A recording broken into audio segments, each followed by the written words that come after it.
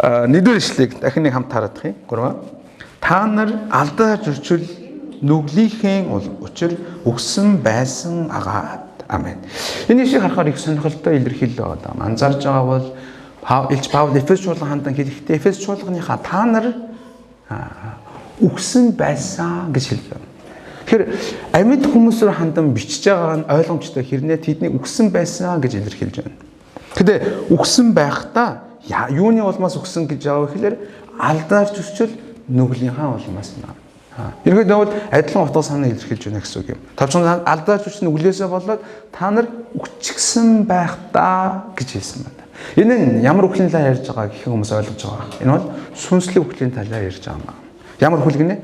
Сүнслэг үхэл юм аа. Өөрөөр хэлбэл бие махбодоор амьд байгаа хэрнээ сүнс нь өхмөл байгаа байдлыг илэрхийлж байна гэсэн юм аа.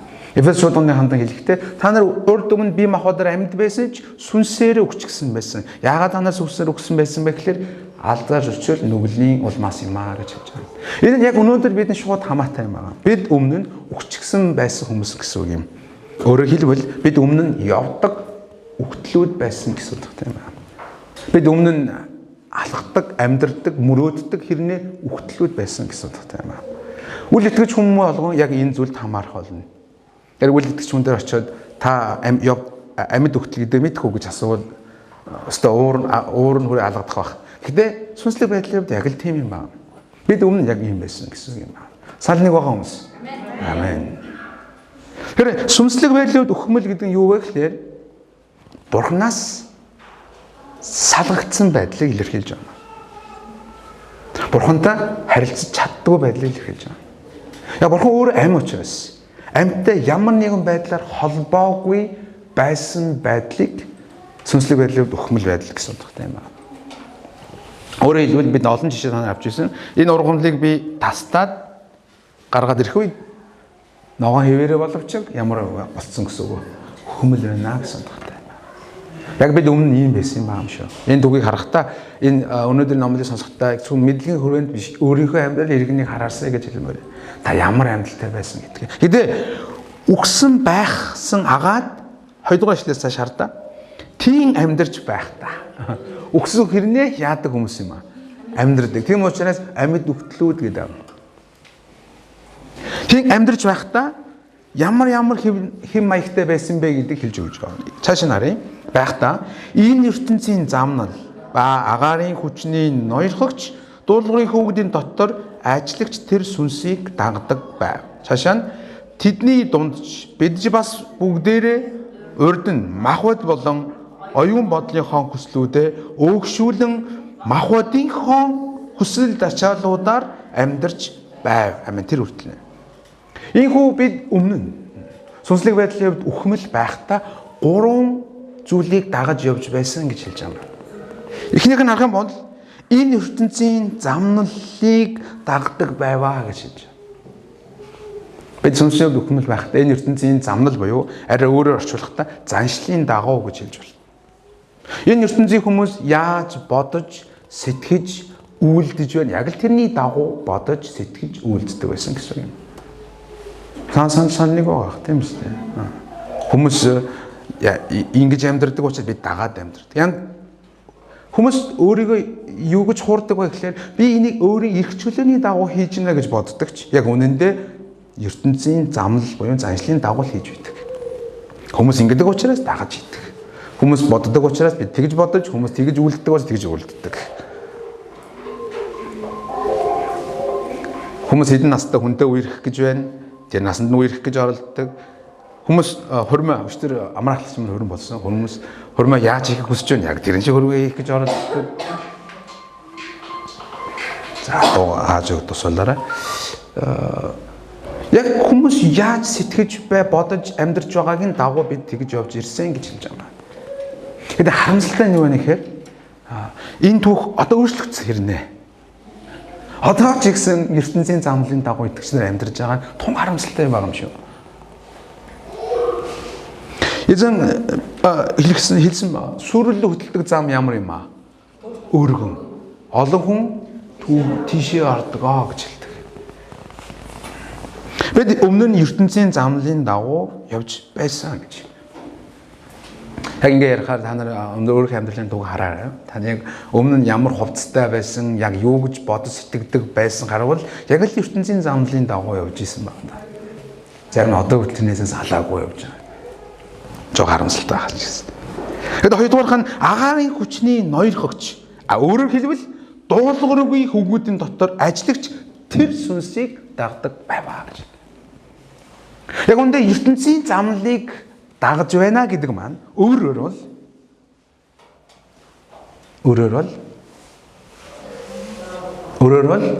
яаж нэгсэн үг вэ? Тэр сүнсийг дагаж байгаа хэрэг маа гэсэн үг юм. Агаарын хүчний ноёрхогч гэж тодорхойлсон байна. Өөрөөр хэлбэл агаарын хүчний ноёрхогч гэдэг маань сүнслэг ертөнцид нөлөө өгдөг түүнийг илэрхийлж байгаа үг хэллэг юм аа. Агаарын хүч биш үү? Агаар гэдэг маань өөрөөр Библиэлд ийм сүнсийг бас илэрхийлж байдаг юм аа. Энийг ноёрхож байгаа даа. Хүмүүсийн оюун санаа, сэтгэл зүй, сонголт, аливаа үйл хөдлөлийн чиглэлд сатан нөлөөлдөг гэсэн утгатай юм аа. Бид өмнө нь амьдарч байхдаа агаарын хүчний ноёрхогч ялангуяа энэ нөхөр бол дуулуургүй хөвгүүд. Бурхан дуулуургүй байгаа тэр хүмүүсийн дотор ажилдаг юм аа гэж хэлж байна. Ингээ ярихаар юу яриад байгаа би өмнө нь та амар оюунлаг хүн байсан шүү дээ.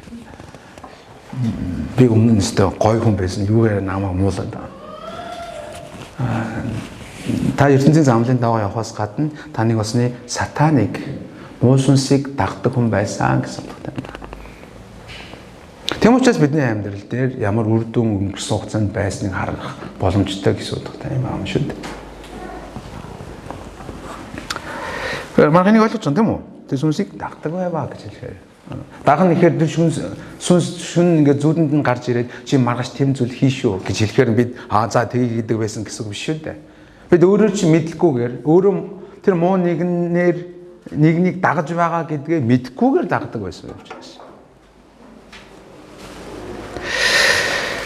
Харин 3 дугаарх нь хэлэхдээ 3 дугаар эшлэл харах юм бол тэдний дунд бид бас гэдэг үг хэлж байгаа. Энэ юудэшүүдийг ярьж байгаа юм байна. Юудэ хүмүүс Паул бид гэдэг үгээр юудэшүүдийг илэрхийлж байгаа. Юудэшүүдэд бол хувьд болохоор тэдэнд бурхны хууль байгаа юм. Тэд өөрсдөө бурхны ард түмэн гэж боддог хүмүүс учраас арай өөр зарчим хэрэгжих хүмүүс шүү дээ. Гэхдээ бид ч бас урд нь махбод болон оюун бодлынхаа хүслүүдэд өгшүүлэн юуны дагуу гинэ? Махбодын хүсэл тачаалаар амьдарч байваа. Яг үндэ энэ хэлэхдээ юудэчүүдийн ганц ярьж байгаа юм биш юм байна. Юудэг ярьж байгаа бол давхар харь үндэстэй. Өнөөс бидний бас хэлж байна гэсэн үг юм. 3 дугаарх нь бид махбодынхоо хүсэл тачаалын дагуу амьдарч байсан гэж байна. Юу идмээр байна? Юу юмар байна? Юу өмсмөр байна? Хаашаа юммаар байна? Юу хиймээр байна? Тэрний хаан дагуу явж ирсэн гэсэн үг байна. Одоо шин заримдаа хаяа тийг санагддаг баг тийм үү? Махбод нь амилж ирээд тийм хойлоо тийг яа гэх. Тэр өхөлөх гэж зовж байгаа бах тийм. Энийг бэлэн сугалд орвол амархан өхөлөх байхгүй да. Тийм учраас энийг юу гэж хэлээд байна гэхээр чон хонь болж зэрлэг чанар алдна гэсэн үг. Зэрлэг байна гэдэг нь махбодын хүсэл их байна гэсэн үг байхгүй. Хэнийг намайг алгатан гут зөрүүлээд бүр ингэ хан саваа ичмаар санагдаж байгаа байдал. Бид өндөр махбодынхаа хүслийн дагуу явж ирсэн гэж. Энгийн жишээ урд байгаа манай цэвэрлэмагч байна. Цэвэрлэмагч Христэд хэдэн жил болж байна? 13 4. Окей. 13 4 жил боллоо гэж бодох юм бол цэвэрлэмагчтай 15 жилийн өмнө уулзсан бол. Энэ хүн сүнсээр үхсэн байхдаа ямар хүн байсан бэ? Жинхэнэ утгаараа энэ хүн юуг дагж байсан? ертөнцийн замлыг дагж байсан. Бас тэр сүнс буюу сатаныг дагж байсан. Энэ хүн бас юуныхаа дагуу амьдарч байсан. Багодныхаа хүслэнд тач амар хүн байсан баха. Манай хэмжээ багш байна. Их гоё хүн шүү дээ тийм үү? Гэтэ энэ хүн Христээс өмнөх энэ хүнтэй уулзсан бол энэ хүнийг Испанд байхад нь уулзсан бол шал өөртгөх бид харах бол. 그럴 энэ дагаа бүх хүмүүс энэ да бүдэж зарим нь та бүхний зарим итгээггүй шүү дээ. Гэтэ энэ дагаа бүх хүмүүс бүгдээрээ бид яг үхчихсэн хүмүүс байсан юм байна. Бид үхчихсэн учраас л бид энэ ертөнцийн замлыг даган агаар хүчин ноёрхчийг даган мөн бас махбодны хүслийг даган амьдарч байсан гэсэн үг байна. Хичнээн аимшигтай. Гэхдээ хамгийн аймаар нь энэ зүйлийн төгсгөл дээр юу гэж хэлж байгаа нэхээр тарин мөн төрлөх байдлаараа бусдын адил уур хилэнг хүртэх хүүхдүүд байсан ч. Өөрөөр хэлбэл энэ нь үхсэн бүх хүмүүс төрлөхөөс үхдэг гэдгийг илэрхийлж байгаа. Өөрөөр хэлбэл энэ дэлхийд төрж байгаа хүүхэд бүр төрөлхийн сүнслэг байдлууд үхмэл төрдөг гэсэн үг. Төрөлхийн бурхандаа харилцаж чаддаггүй бөгөөд ертөнцийн замрал агаар хүчний ноёрхогч болон махбодынхаа хүслийн дагуу амьдардаг болж програмчлагдсан төрдөг гэсэн үг. Тэгээ хамгийн амар нь энэ нь бурхны уур хилэнд хүртэх юм аа гэж хэлж байна. Бид ертөнцийн замналын дагуу агаар хүчний ноёрхогч болон дуулуурын дотор ажиллаж байгаа сүнсийг дагаа махбодын хүслийн дагуу амьдарч байгаа учраас бурхан бидэнд уур хилэнгээ булгана гэсэн үг юм. Энэ нь бурханы юу хэлж байна гэхээр шийтгэлээ илэрхийлж байгаа гэсэн. Тэгмээс сүнсээр өгсөн хүн махбодоор өгөхдөө хоёр дахь үхэл буюу тамраа ундаг шалтгаан энэ юм байна. Тавчгондоо бидний өгсөн байсан энэ амьдралыг нэг үгээр хэлэх юм бол сатанлаг амьдрал буюу сатаныг хүүхдүүд байсан гэсэн утгаар илэрхийлж байна. Тэд хүмүүс төрлөхөөсөө там руу явхаар бурхан уур хилэнг хүртэхээр төрдөг хүмүүс байсан гэсэн утгатай байна. Чойрд очиод биегийн хичээл хийхдээ би асуусан байхгүй юу? Хүмүүс яагаад там дундаг вэ? Иесуст итгэхгүй байгаа болохоор гэж надад хариулсан. Тэгээд тасч өгсөн л дөө Иесуст итгэхгүй байгаа учраас биш юм аа. Энэ үг харах юм бол төрлөх байдлаараа гэж. Угаасаа төрхтөө үхмэл төрхтөө ингэж амьдэрдэг. Төрхтөө бурхны уур хилэнг хүртгээр төрдөг хүмүүс байсан гэсэн утгатай юм байна. Тэгэхээр бурхан надад итгэхгүй нөө там руу явуулна гэсэн хандлага огт байхгүй гэсэн үг юм байна. Адамаас хойш хүн төрлөختөнд бид ийм болсон юм байна. Одоо гудамд гарч байгаа таны уулзж байгаа хүн бүр яг л юм байна. Тэд сүнслэг байдлууд үхмэл аа. Тэд ертөнцийн замналын дагуу яаж игээд дунд нь нэг алхачихын сандаа хойно осчихгүй сандаа гэж алхаж байгаа. Тэд өөрсдөө ч мэдэхгүйгээр сатаны удирдлагын дагуу бодож сэтгэж үлдэж байгаа. Тэд өөрсдөө ч мэдэхгүйгээр өөрсдийн сонголт гэж бодож байгаа боловч яг үүндээ махбодныхон дурслын дагуу амьдарч байгаа. Тэд яг үүндээ өөрсдөө ч мэдэхгүйгээр төрхтөө бурхны уур хилэнг хүртгээ төрсөн хүмүүс байна. Бид ийм зүйлсийг харамаар байгаа. Бид ийм зүйлсийг юм ойлгоход ухаардаг юм энэ үед таны жинхэнэ нүдний тань мэлмиг хийх хэрэгтэй байна. Бид хүмүүсийг харахад ямар гоё хүн бэ гэж харж болно л доо. Гоё машинтай, гоё хувцастай, залуу эмэгтэй харах юм бол ямар мундаг юм, ямар гоё юм.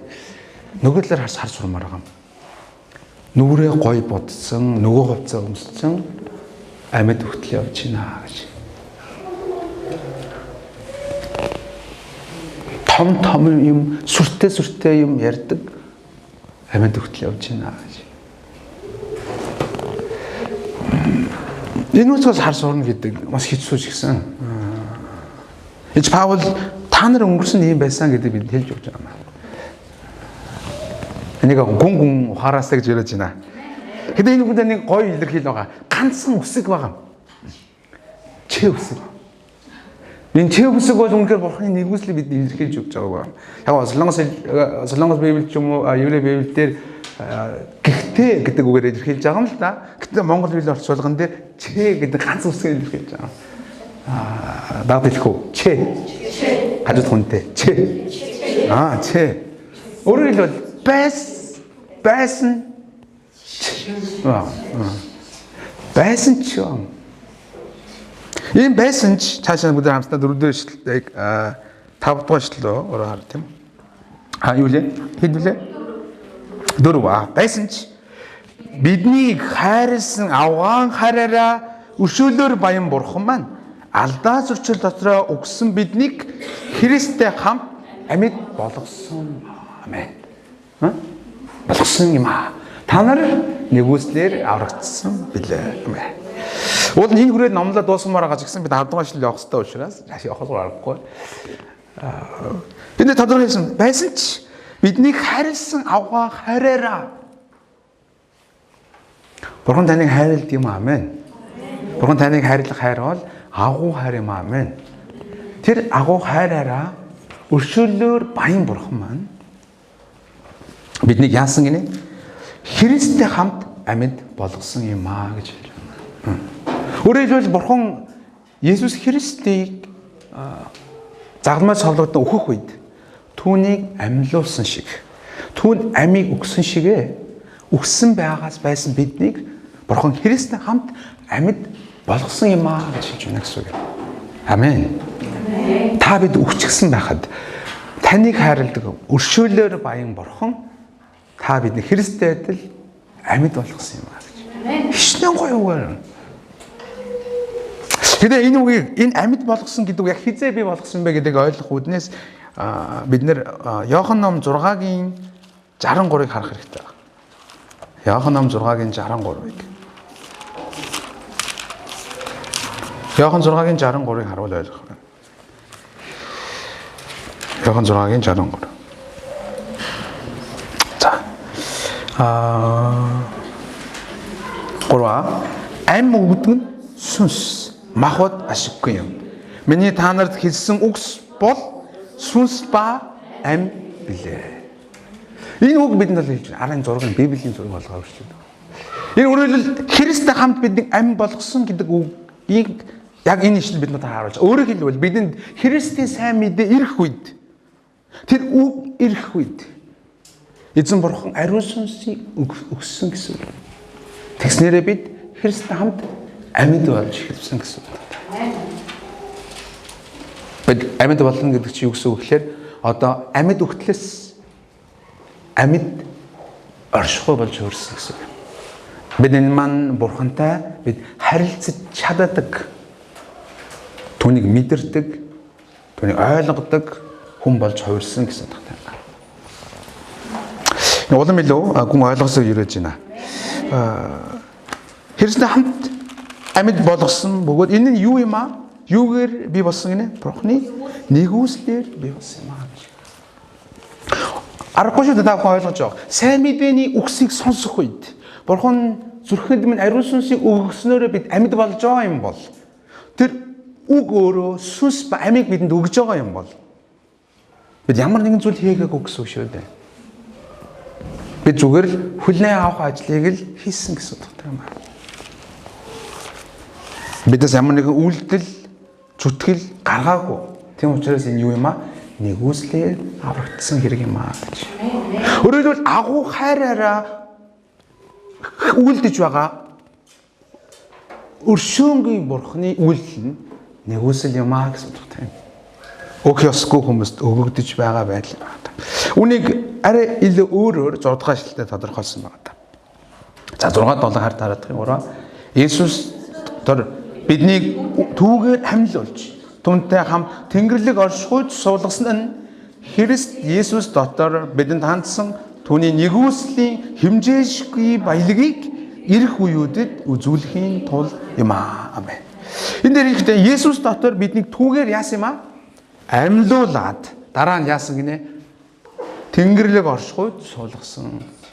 Өөрөөр хэлбэл амийг өгсөн гэдэг үг арай өөрөөр илэрхийлж байгаа. Илүү гүн цааш нь тайлбарлах та. Биднийг амьлуулсан гэдэг үг. Энэ амьлуулсан гэдэг энэ үгийг арай өөр Библийн орчуулган дээр үхсдээс босгож ирээд гэсэн утгаар илэрхийлсэн байдаг. Ам өгсөн гэдэг энэ үгийг арай өөрөөр илэрхийлж байгаа шүү дээ, тийм үү? Есүс Христтэй дамжин бидний үхсдээс босгож ирээд гэсэн. ертөнцөөр дүүрэн амьд өгтөл байгаа. Бурхан тэр дундаас биднийг босгож ирсэн гэсэн үг. Тэгээд босгоо зогсохгүйгээр Тэнгэрлэг оршихуй суулгасан юм аа гэж. Тэнгэрлэг оршихуй суулгана гэдэг маань энэ ирээдүйд болох зүйл мөн боловч Паул энийг өнгөрсөн цагаар бичиж байгаа юм. Та аль хэдийн тэнгэрлэг оршихуй суулгасан буюу та аль хэдийн Бурханы оршихуй мөнхийн улсын иргэд болсон юм шүү гэдгийг хэлж өгч байгаа гэсэн үг. Энэ дагаа хүн нэг бүр тэнгэрлэг оршихуй суулгасан хүмүүс байгаасаа гэж ирэж байна. Суулгасан нь энэ нь юу гинэ? Түүний нэгүслийн хэмжээшгүй баялаг ирэх үеүүдэд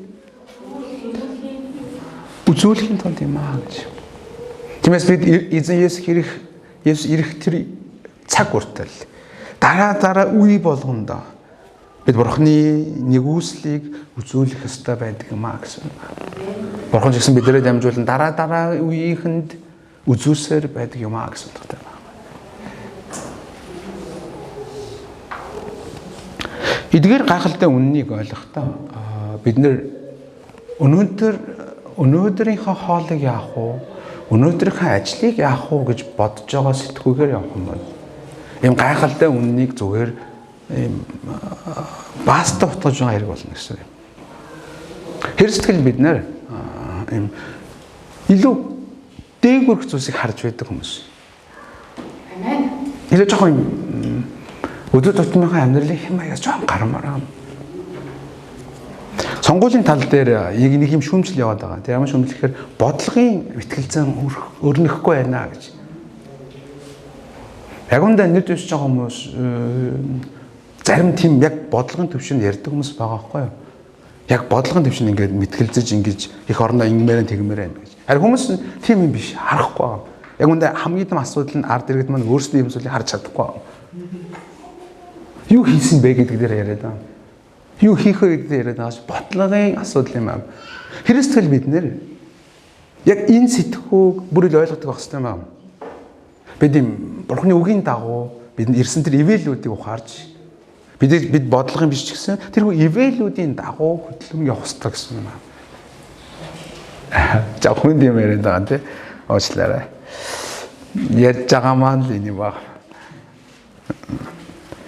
Үзүүлэхийн тулд юм аа гэж. За олон юм яриад байгаа. Цаашаа 8 сарын нэгүслийн учир итгэлээрээ аврагдсан нь та нараас бус харин Бурхны бэлэг бөгөөд үүсэр чинь биш тул хинч үл сайрах болно. Амен.